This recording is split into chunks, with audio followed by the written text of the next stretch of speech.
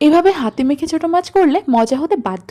কিভাবে করলাম এই মজার রেসিপিটা সব থাকছে এই ভিডিওতে। এভাবে রান্না করলে মজা হবেই, এটাই আমার কাছে বেস্ট মনে হয় ছোটো মাছের রেসিপি।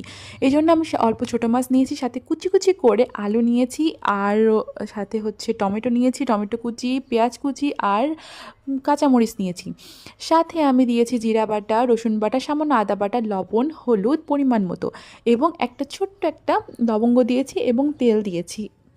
এখন এই মাছ ছাড়া বাকিটা যে যতটুকু আছে সেটা ভালো করে আমি হাতে মেখে নিব। তারপর আলতো করে মাছের সাথে মেখে নিব, নাহলে মাছটা ভেঙে যেতে পারে, আর তাহলে এখন ভালো লাগবে না।